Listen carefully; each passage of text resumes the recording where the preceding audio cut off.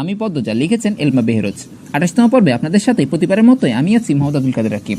দুপুর গড়িয়ে যাচ্ছে, রোদের তেজ কমে এসেছে। হাওলাদার বাড়িটা গুমে আচ্ছন্ন। বাইরে থেকে দেখলে মনে হবে কেউ নেই, কিন্তু আলোকগড়ের বারান্দায় 3জন লোক বসে আছে।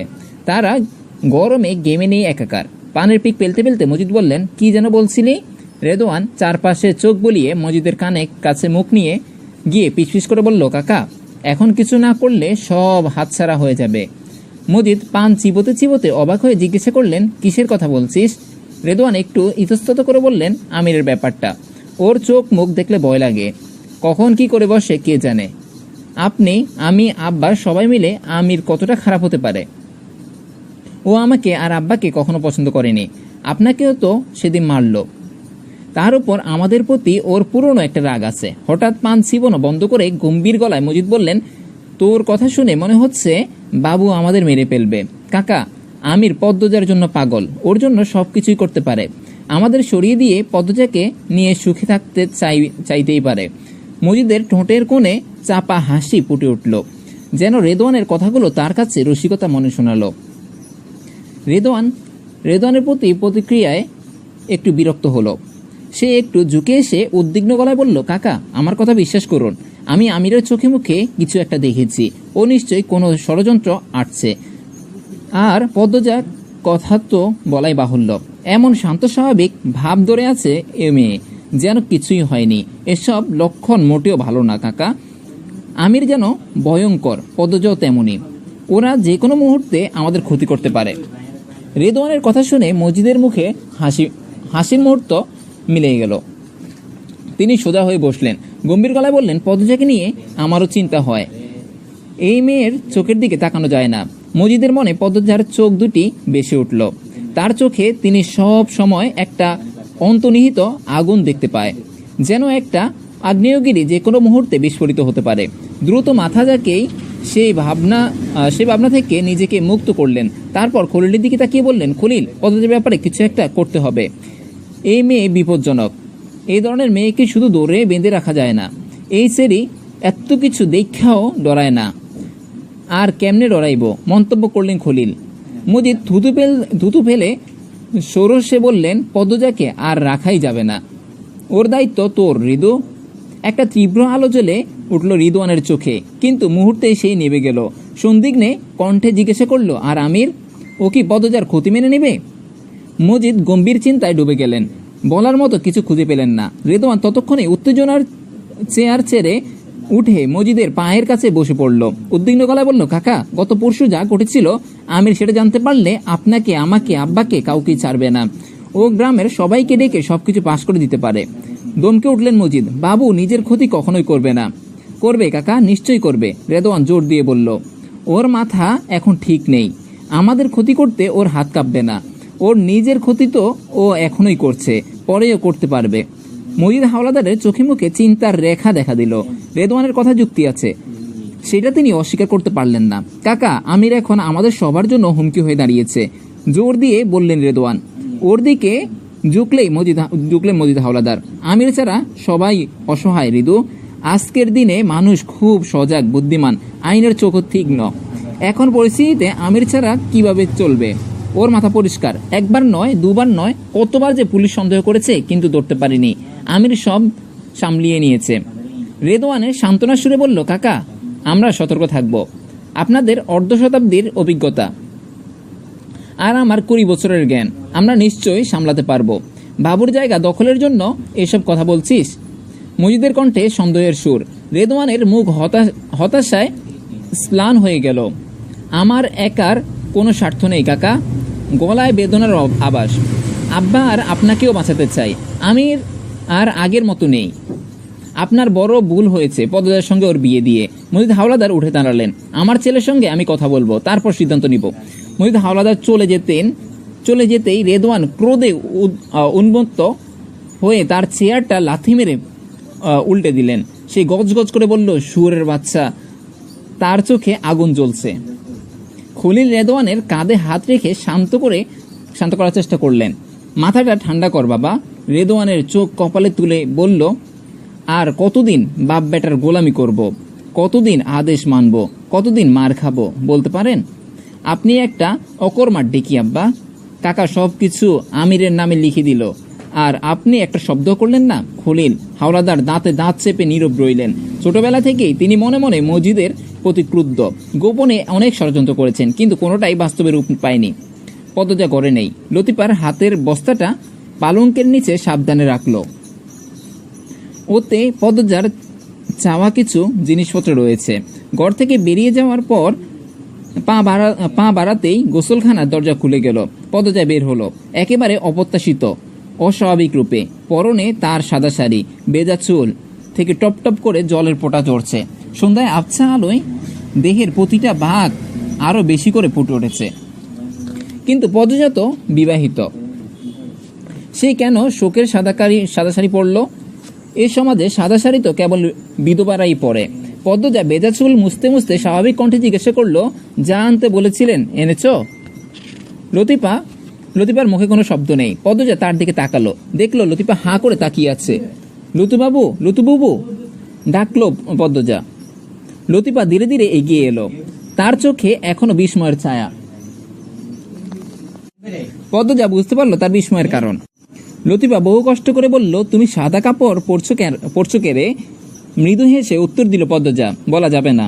বলার মতো আর কিছু খুঁজে পেল না লতিফা। পদ্মজা আলমারি থেকে একটা ছাই রঙের ব্লাউজ বের করে বিছানায় বসে বলল, ব্লাউজের এই পাশটা সেলাই করে দাও না, তোমার হাতে সেলাই খুব সুন্দর হয়। ধীর পায়ে পদ্মজার সামনে এসে দাঁড়ালো লতিফা। তার হাত থেকে ব্লাউজটা নিয়ে বিছানায় বসলো।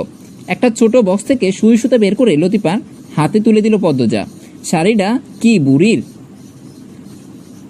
বুয়ে শুয়ে জানতে চাইল লতিফা। কাপড়টা দেখাই চিনছি।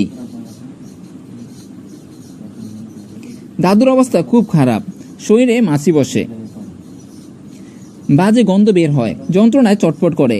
আল্লাহর শাস্তি আল্লাহই দেন বইন। বুড়ির লগে উচিত হইতেছে। বুড়ি কানলে আমার যে শান্তি লাগে পদ্ম। মরুক। এভাবে বলো না বুবু, এভাবে বলতে নেই। পদ্মজা হাত চেপে ধরল লতিফা। তুমি সাদা কাপড়ে কেড়ে পিনছো পদ্ম? আমারে কও। আমি মেনে নিয়েছি আমার স্বামী আর নেই। বিস্ফোরিত হলো লতিফার চোখ। সে নিজের কানকে বিশ্বাস করতে পারছে না। তার মুখ থেকে বেরিয়ে এলো, কিন্তু এইটা তো মিছা কথা। পদ্মজার বুকের ভেতর থেকে দীর্ঘশ্বাস বেরিয়ে এলো। তারপর দৃঢ় কণ্ঠে বলল, এটা সত্য হবে বুবু। পদ্মজার কণ্ঠে দৃঢ়তার ফুটে উঠল। কিছু বলো না বুবু। এই সাদা রং আমার আত্মবিশ্বাস আর সাহসকে দ্বিগুণ করে দিয়েছে। সারা জীবন ভয়ে চুপ থেকেছ, অন্যায়কে পাপকে সমর্থন করেছ। এবার অন্তত চুপ থেকো না। আওয়াজ তোলো। লতিফা মাথা নত করে বুঝিয়ে দিল সে সাহস আর নেই। মরতে হবে তো, তাই না? কবরে কি জবাব দেবে? তবুও চুপ করে রইল লতিফা। ক্ষণ মুহূর্তের পর বলল, আমি তো কইছি তোমার সব কথা মাইন্না চলমো। এখনো কইতেছি, সব মাইন্না চলুম। যা আনতে বলছিলে এনেছ? হ্যাঁ আনছি, পালঙ্কের নিচে রেখেছি। পদ্মজা পালঙ্কের নিচ থেকে একটা বস্তা টেনে বের করলো। মেঝেতে বসে খুলতে লাগলো সেটার মুখ। পাশে বসে লতিফা নিবদ্ধ মনে ব্লাউজ সেলাই করা শুরু করেছিল। দুটো রামদা আর একটা চাপাতি বের হলো বস্তা থেকে। দাঁড়ালো অস্ত্রগুলো ঝকঝকে আবাক্ষীণ আলোয় চকচক করে উঠল। লতিফার চোখে ভয়ের ছায়া দেখা গেল। সে কাঁপা গলায় বলল, পদ্ম, আমার অনেক ডর লাগতেছে। রামদার ধার পরীক্ষা করতে করতে পদ্মজা জিজ্ঞাসা করলো, কেন? যদি তুমি না পারো, তোমারে ওরা মাইরা পেলে? গাঁর গুড়িয়ে লতিফার দিকে তাকালো পদ্মজা। আজ শুধু অনুশীলন করব, দেখি আমার হাত কতটা সাহসী। কথা শেষে পদ্মজার ঠোঁটে ফুটে উঠল রহস্যময় হাসি। লতিফার মনে অশান্তির দানা বাঁধছে। সামনে কি ঘটতে যাচ্ছে সে জানে না, কিন্তু অনুভব করছে যে তা নিঃসন্দেহে ভয়ঙ্কর হবে। চাপাতি হাতে নিয়ে লতিফাকে ডাকলো, পদ্মজা, বুবু, পদ্ম, জসিম তোমার পিছনে গুড়গুড় করে। লতিফার আঙ্গুলগুলো দক্ষতার সঙ্গে কাজ করে যাচ্ছে, কিন্তু মনে উদ্বিগ্নের ঢেউ। সে সেলাই করতে করতে বলল, জসিম আমারে খারাপ প্রস্তাব দিছে, ডর দেখাইছে, রাজি না হইলে জোর কইরা নাকি খারাপ কাম করব। পদ্মজার চোখে জ্বলে উঠল তীব্র আগুন।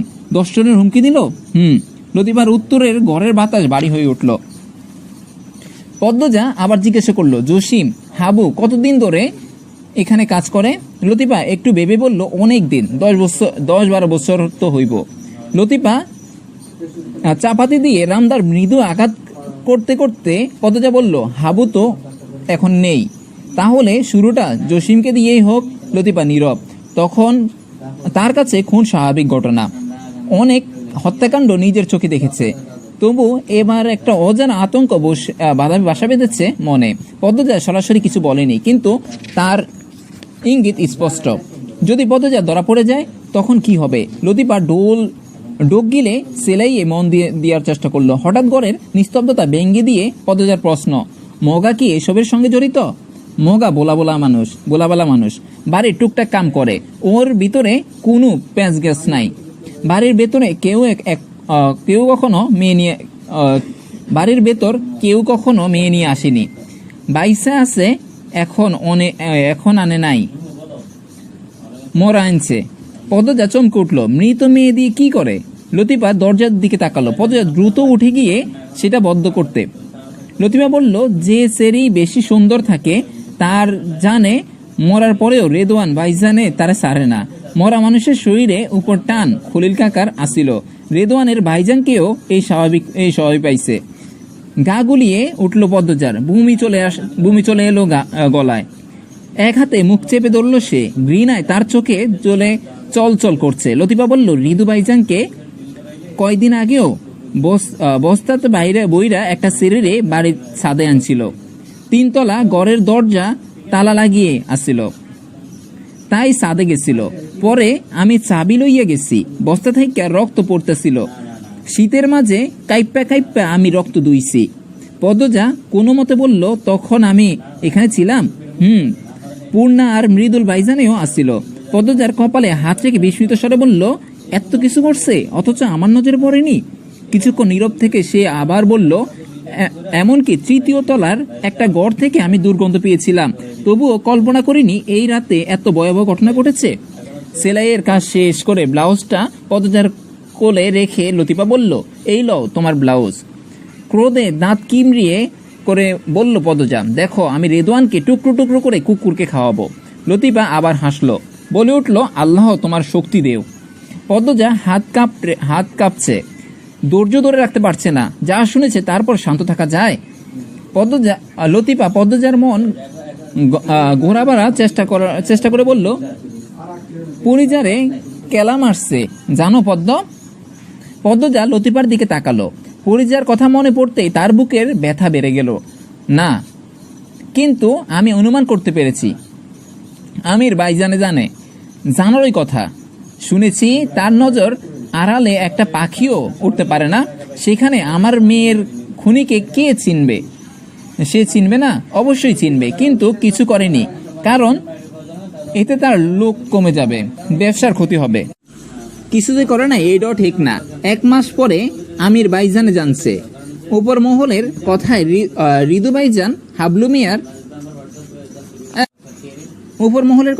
ভাইজানের হাবলু মিয়ারে দিয়া পরিজনের খুন করাইছে। সব যাই না হাবলু মিয়া আমির ভাইজানকে কুড়াল দিয়া কুপাইছে। রিদু ভাইজান রে আমির ভাইজানই খুন করতে চাইছিল, কিন্তু কি জন্য জানি আর মারে নাই। তোর মায়ের খাইয়া খসখানের হাসপাতালে আসছিল। বছর খানেক রিদু ভাইজানে আমির ভাইজানের সামনেও যায় নাই। পদ্মজা 2 হাতের চাদর আঁকড়ে ধরল, কাতর স্বরে বলল, কি নিষ্ঠুর ওরা, আমার ছোট্ট বাচ্চাটা। লতিফার হৃদয় ব্যথায় ভরে গেল। এই নারী এত বড় বড় আঘাত সহ্য করছে, এখনো করে যাচ্ছে। পদ্মজার চোখ দিয়ে অশ্রু গড়িয়ে পড়তে লাগলো। আমির হাওলাদার মেয়েকে হত্যা করার আদেশ দেওয়ার মতো সাহস রেদওয়ানের হওয়ার কথা নয়। এর পেছনে মজিদ হাওলাদার আর তার ভাইয়ের হাত ছিল, তাদের সমর্থন ছিল। রেদওয়ান জানতো বাপ চাচা তাকে বাঁচাতে ঢালের মতো কাজ করবে। আর উপর মহল কারা তারা, আমি তাদেরও খুঁজে বের করব। কাইন্দো না পদ্ম, কাইন্দো না। পদ্মজা 2 হাতে চোখের জল মুছে বলল, না, আমি আর কাঁদবো না। আমার মেয়ে জান্নাতে তার নানুর সঙ্গে আছে, সে সুখে আছে। ওর নিষ্ঠুর পৃথিবী তার না থাইকায় ভালো হয়েছে। বাইরে সন্ধ্যার আবছা আলো ঘরের ভেতরে ছায়া ফেলছে। লতিফা অবাক বিস্ময়ে পদ্মজাকে দেখছিল। এই নারী অসাধারণ শক্তির আধার। এত যন্ত্রণা এত দুঃখ নিয়েও সে মাথা উঁচু করে দাঁড়িয়ে আছে। গ্রামবাসীদের নিন্দা অপবাদ তাকে দুর্বল করতে পারেনি। প্রতিবার ভেঙে পড়ার পরেও সে চোখের জল মুছে নতুন উদ্যমে জেগে উঠেছে। লতিফার চোখেও জল এসে গেছে। সে দ্বিধাভরে কণ্ঠে প্রায় পিসপিস করে বলল, আমি তোমারই একবারে সাইরা দিছি, জড়াইয়া ধরি পদ্ম। সন্ধ্যার অন্ধকার ধীরে ধীরে অন্দরমহলে গ্রাস করেছে। এশার নামাজ শেষে পদ্মজা ঘর থেকে বেরিয়ে এলো। দরজার পাশে জসিম অনুপস্থিতি তার চোখ পড়ল। মাথা কিছুক্ষণ আগে সে জসিমের কাশির শব্দ শুনেছে।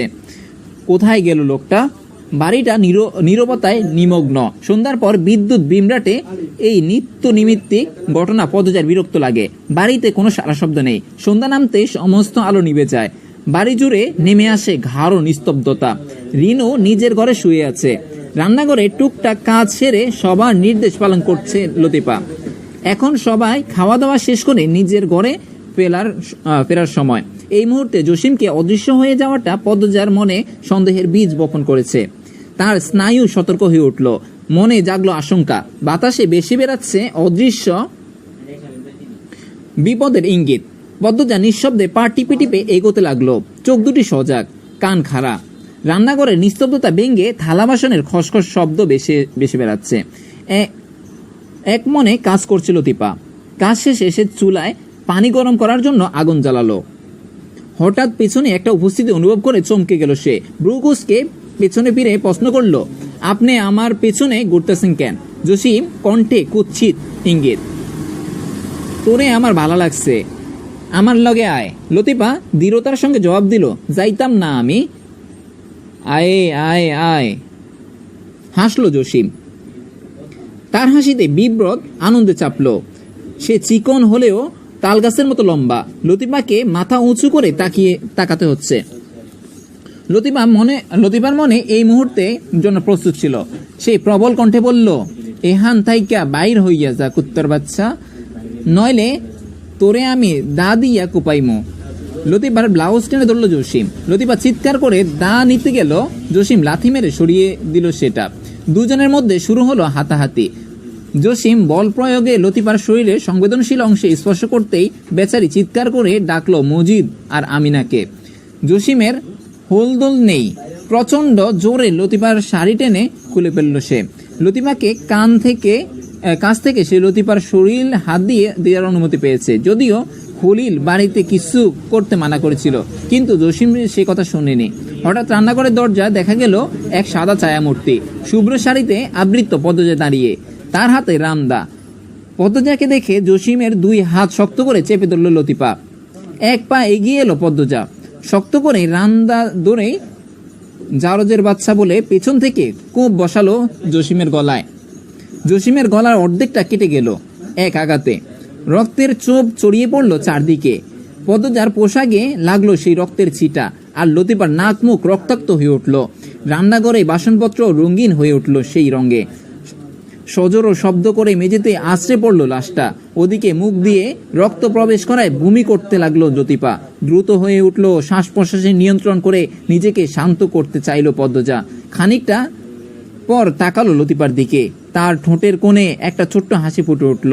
এটা আমার দ্বিতীয় শিকার। এই ছিল আমাদের আজকের পর্ব। পরবর্তী পর্বগুলো পেতে অবশ্যই চোখ রাখুন আমাদের ছোট ডায়েরি ইউটিউব চ্যানেলটিতে।